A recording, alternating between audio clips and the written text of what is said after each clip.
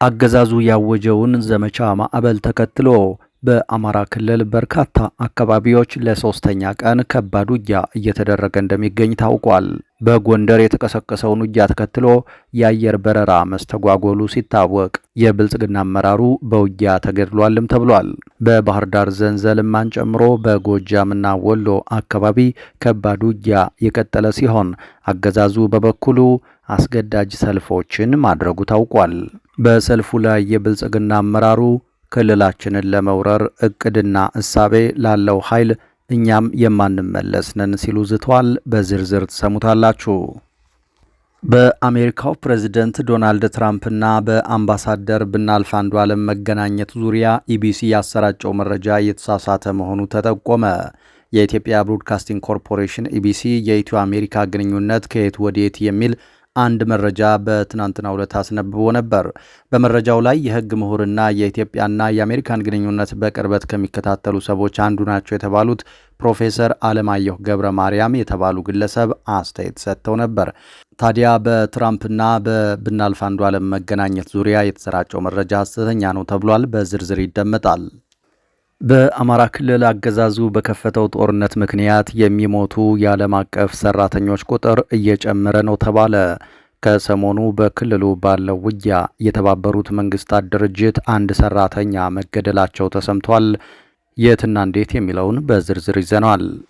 አገዛዙ በዛሬው ዕለት በአማራ ክልል አስገዳጅ ሰልፍ ጠርቶ እንደዋለ ተነግሯል። ጎንደር፣ ጎጃም፣ ሸዋ እንዴት ዋሉ? የሞርተርና የፈንጂ ፍንዳታዎች የተከሰቱባቸውን ቦታዎች ጨምሮ ዝርዝር መረጃውን ይዘናል። ከኛ ጋር ከቆያችሁ ትሰሙታላችሁ። ሰላም ጤና ይስጥልን። በመላው የዓለም ክፍል የምትገኙ ክቡራትና ክቡራን የኢትዮስ ሚዲያ ቤተሰቦች እንደምን ቆያችሁ? እነሆ ከተለያዩ ታማኝ መረጃ ምንጮች የደረሱንን አዳዲስ መረጃዎች ይዘን ቀርበናል። ለቻናላችን አዲስ የሆናችሁ ካላችሁ ሰብስክራይብ አድርጉ። ቪዲዮውንም ላይክና ሼር በማድረግ ጀምሩ። በቀጥታ ወደ መረጃዎቹ አለፍን። እስከ መጨረሻው ተከታተሉን። አገዛዙ ያወጀውን ዘመቻ ማዕበል ተከትሎ በአማራ ክልል በርካታ አካባቢዎች ለሶስተኛ ቀን ከባድ ውጊያ እየተደረገ እንደሚገኝ ታውቋል። በጎንደር የተቀሰቀሰውን ከባድ ውጊያ ተከትሎ የአየር በረራ መስተጓጎሉ ሲታወቅ የብልጽግና አመራሩ በውጊያ ተገድሏል ተብሏል። ባህር ዳር ዘንዘልማን ጨምሮ በጎጃምና ወሎ አካባቢዎች ከባድ ውጊያ የቀጠለ ሲሆን አገዛዙ በበኩሉ አስገዳጅ ሰልፎችን ማድረጉ ታውቋል። በሰልፉ ላይ የብልጽግና አመራሩ ክልላችንን ለመውረር እቅድና እሳቤ ላለው ኃይል እኛም የማንመለስ ነን ሲሉ ተደምጠዋል።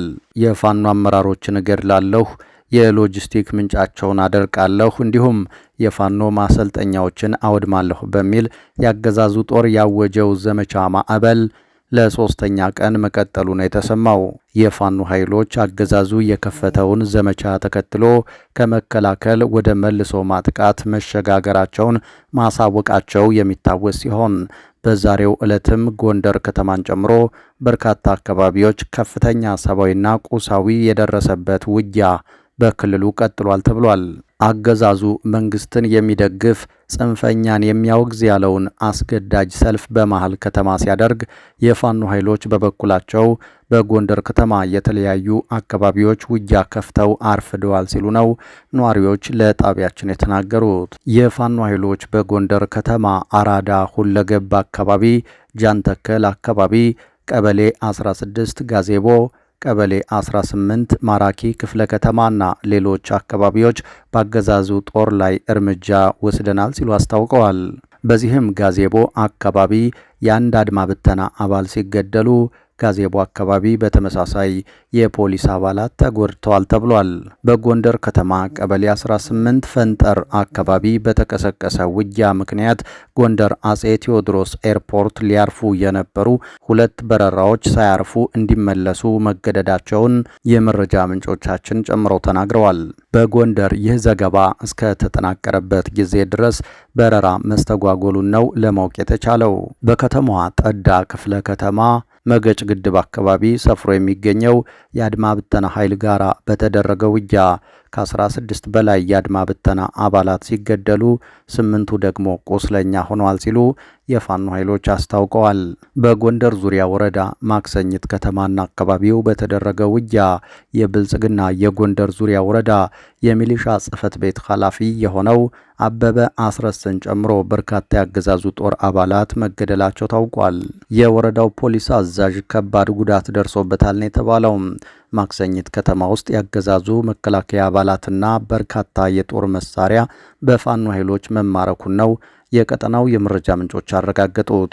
በተመሳሳይ በማዕከላዊ ጎንደር ዞን ደጎማና ወረሃላ ከተሞች የፋኖ ኃይሎች ውጊያ የከፈቱባቸው አካባቢዎች ሲሆኑ በደቡብ ጎንደር ዞን አዲስ ዘመንና ደራ አንበሳሜ አካባቢ ከፍተኛ ጉዳት የተመዘገበበት ውጊያ መቀጠሉም ታውቋል።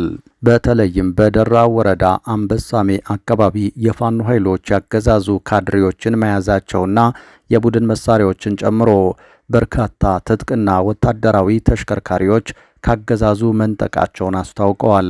ዛሬ ከንጋት ጀምሮ በቀጠናው በተቀሰቀሰ ውጊያ ምክንያት ከጎንደር ወደ ባህር ዳር ያለው የትራንስፖርት አገልግሎት ተስተጓጉሏል ሲሉም ነዋሪዎች ጨምረው ነግረውናል። በአጠቃላይ አገዛዙ የከፈተውን ዘመቻ ማዕበል ተከትሎ ባለፉት ቀናት በጎንደር ቀጠና ብቻ የፋኖ ኃይሎች በሁለት ዞኖች ስር በሚገኙ 9 ወረዳዎች ውስጥ ውጊያ እያደረጉ መሆኑ ተገልጿል። በተያያዘም ለ2 ቀናት በ11 ግንባሮች ከባድ ውጊያ የሰነበተበት የጎጃም ቀጠና ዛሬም በርካታ አካባቢዎች ላይ ለ3ኛ ቀን ውጊያው መቀጠሉ ታውቋል። በዚህም በመርጦ ለማርያም አካባቢ በቋሪት ማቻከል፣ ጎንጂ ቆለላ፣ ስናን፣ ረቡ ገበያ፣ አንበር፣ ወጀል፣ ሰዴና ሌሎች አካባቢዎች ውጊያ እየተደረገ እንደሚገኝ የፋኖ የመረጃ ምንጮች አረጋግጠዋል። በተጨማሪም በደጋዳሞት ካለፉት ቀናት የቀጠለ ውጊያ እየተደረገ ሲሆን በቡሬና ሰከላ አካባቢዎችም ከባድ ውጊያ እየተደረገ እንደሚገኝ የቀጠናው የመረጃ ምንጮች አስታውቀዋል። በዛሬው ዕለትም ያገዛዙ አስገዳጅ ሰልፍ በተደረገበት ደብረ ማርቆስ ከተማ የፋኖ ኃይሎች በከተማዋ ማረሚያ ቤት አካባቢ ውጊያ መክፈታቸውን ለማወቅ ችለናል። በተመሳሳይ በሰሜን ወሎ የላስታና ቆቦ ቀጠናዎች ውጊያው ሲቀጥል የፋኖ ኃይሎች ዛሬም የወልዲያ መቀሌ ስትራቴጂካዊ መንገድን ጨምሮ አካባቢውን ተቆጣጥረን እንገኛለን ሲሉ አስታውቀዋል። በትናንትናው ዕለት ስታይሽ፣ ሆርማትና ቆቦ ሮቢት ወታደራዊ ካምፖችን ጨምሮ የተቆጣጠሩት የፋኖ ኃይሎች በቀጠናው ይዞታቸውን እያጠናከሩ እንደሚገኙ ሲገልጹ፣ ያገዛዙ ጦር በበኩሉ ዛሬ ማለዳ ጨምሮ በከባድ መሳሪያ ድብደባ መክፈቱ ታውቋል። በሌላ በኩል አገዛዙ ዘመቻ ማዕበል በሚል የከፈተውን ወታደራዊ ዘመቻ የፖለቲካ ሽፋን ለማጀብ በከተሞች የጠራው አስገዳጅ ሰልፍ አድርጓል። በሰልፉ ላይ ለቤተ ክርስቲያን የወጡ ነዋሪዎች ራሳቸውን በነጠላ ሸፍነው ተገደው መሳተፋቸውን የራሱ ያገዛዙ ሚዲያዎች ምስሎቻቸው አረጋግጠዋል። ያገዛዙ አስገዳጅ ሰልፍ በባህር ዳር፣ ጎንደር፣ ደሴ፣ ደብረ ብርሃን፣ ደብረ ታቦር፣ ወልዲያ፣ ደብረ ማርቆስ፣ ፍኖተ ሰላም፣ ሸዋሮቢትና የተለያዩ ከተሞች መካሄዱ የታወቀ ሲሆን በጎጃም ቀጠና ቡሬ፣ ጅጋ፣ ማንኩሳ፣ አንበር፣ ወጀት፣ አዴትና አማኑኤል የመሳሰሉ የወረዳ ከተሞች ደግሞ ያገዛዙ ሰልፎች በተኩስ ተበትነዋል ተብሏል። የውጭና የውስጥ ባንዳ ወራሪ ላይ መንግስት ሕግ ያስከብርልን የሚል መፈክር ተይዞ ሰልፍ በተወጣበት ባህር ዳር ከተማ ዲፖ አካባቢ የቦምብ ፍንዳታዎች ደርሰዋል ሲሉ የመረጃው ምንጮቻችን ነግረውናል። ሆኖም በፍንዳታው የደረሰው ጉዳት መኖር አለመኖሩን ለማወቅ አልተቻለም። ከሰልፉ መጠናቀቅ በኋላ በባህር ዳር ከተማ ዘንዘልማ አካባቢ ደግሞ ከባድ ውጊያ መቀስቀሱ ተሰምቷል። አስገዳጅ ሰልፉን ተከትሎ ያገዛዙ ምክትል ጠቅላይ ሚኒስትር ተመስገን ጥሩነህ በይፋዊ ገጻቸው በዛሬው ትዕይንተ ህዝብ መሬቱ እስኪንቀጠቀጥ ህዝብ ወጥቶ ቁጣው አስገምግሟል ሲሉ በግዳጅ ያስወጡትን ሰልፍ በፍላጎት የተደረገ አስመስለው አቅርበዋል። በሌላ መረጃ በአሜሪካው ፕሬዝዳንት ዶናልድ ትራምፕና በአምባሳደር ብናልፍ አንዱዓለም መገናኘት ዙሪያ ኢቢሲ ያሰራጨው መረጃ የተሳሳተ መሆኑ ተጠቆመ። የኢትዮጵያ ብሮድካስቲንግ ኮርፖሬሽን ኢቢሲ የኢትዮ አሜሪካ ግንኙነት ከየት ወዴት የሚል አንድ መረጃ በትናንትናው ዕለት አስነብቦ ነበር። በመረጃው ላይ የህግ ምሁርና የኢትዮጵያና አሜሪካን ግንኙነት በቅርበት ከሚከታተሉ ሰዎች አንዱ ናቸው የተባሉት ፕሮፌሰር አለማየሁ ገብረ ማርያም የተባሉ ግለሰብ አስተያየት ሰጥተው ነበር። ፕሮፌሰሩ አሁን ስላለው የኢትዮጵያና የአሜሪካ ግንኙነት ተጠይቀው ሲመልሱ ግንኙነቱ መሻሻሉን ጠቅሰው ለዚህም ማሳያ የሆን ዘንድ በአሜሪካ የኢትዮጵያ ባለሙሉ ስልጣን አምባሳደር ከፕሬዝደንት ትራምፕ ጋር በነጩ ቤተ መንግስት መገናኘታቸውን እንደ ዋነኛ ማሳያ ጠቅሰዋል። አንድ የውጭ ሀገር አምባሳደር የሥራ ደብዳቤውን ሲያቀርብ አልፎ አልፎ ፕሬዝደንቶችን ሊያገኝ ይችላል ያሉት ፕሮፌሰሩ የአምባሳደር ብናልፍ ፕሬዝደንት ትራምፕ ጋር መገናኘት ግን ያልተለመደና በጣም ትልቅ ትርጉም ያለው መሆኑን አውስተዋል።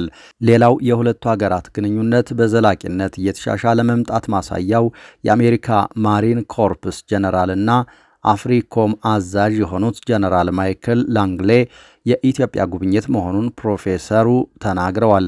በእነዚህ ሁለት ጉዳዮች ላይ የመረጃ ማጣሪያ ተቋሙ ኢትዮጵያ ቼክ ማጣራት ማድረጉን አስታውቋል። በዓለም ዙሪያ እንደሚደረገው ሁሉ በአሜሪካ የሚመደቡ አምባሳደሮችም ሰብሰብ ብለው የሀገሪቱን ፕሬዝደንት በማግኘት የሹመት ደብዳቤያቸውን ማቅረብ የተለመደ ነው ብለው ለኢትዮጵያ ቼክ ያስረዱት አንድ ስሜ አይጠቀስ ያሉ የውጭ ጉዳይ ሚኒስትር ባልደረባ ናቸው። የአሜሪካና የኢትዮጵያ ግንኙነት ጥሩ የሚባል ደረጃ ላይ ይገኛል። ይህን ለማስረዳት ግን የተለመደ የዲፕሎማቲክ አሰራርን ልዩና ያልተለመደ አድርጎ ማቅረብ አሳሳች ነው በማለት አስረድተዋል። አክለውም ፕሬዝደንት ትራምፕ ከሰሞኑ የህዳሴ ግድብን ፋይናንስ ያደረገችው ሀገራቸው አሜሪካ መሆኗን እንዲሁም የህዳሴ ግድብን የናይል ወንዝ ፍሰትን ይቀንሳል የሚል መረጃ ማጋራታቸው ስጋትን በተወሰነ መልኩ ፈጥሯል ብለዋል። አምባሳደር ብናልፍ አንዱዓለም ይፋዊ የሹመት ደብዳቤያቸውን ይዘው አሜሪካ በመግባት ስራ የጀመሩት እንደ አውሮፓውያን አቆጣጠር በጃንዋሪ 3 2025 ዓ.ም መሆኑን የአሜሪካው ውጭ ጉዳይ ቢሮ ወይም ስቴት ዲፓርትመንት መረጃ ያሳያል ብሏል የመረጃ ማጣሪያ ተቋሙም። ይሁንና ፕሬዝደንቱ እያንዳንዱ አምባሳደር ስራ በጀመረበት ቀን ማግኘት ስለማይችሉ ሰብሰብ አድርገው በቅርቡ እንዳገኙና ከሰሞኑ አምባሳደር ብናልፍን ጨምሮ የ11 ገደማ ሀገራት አምባሳደሮችን ሹመት እንደተቀበሉ ታውቋል። በዚህም መሰረት አንድ የውጭ ሀገር አምባሳደር የስራ ደብዳቤውን ሲያቀርብ አልፎ አልፎ ፕሬዝደንቶችን ሊያገኝ ይችላል። የአምባሳደር ብናልፍ ከፕሬዝደንት ትራምፕ ጋር መገናኘት ያልተለመደ ነው በማለት በፕሮፌሰሩ የቀረበው መረጃ የተሳሳተ መሆኑን የኢትዮጵያ ቼክ ጠቁሟል። በሌላ በኩል የአሜሪካ ማሪን ኮርፕስ ጀነራልና አፍሪኮም አዛዥ የሆኑት ጀነራል ማይክል ላንግሌ የኢትዮጵያ ጉብኝት ልዩ መሆኑን ፕሮፌሰሩ ገልጸዋል።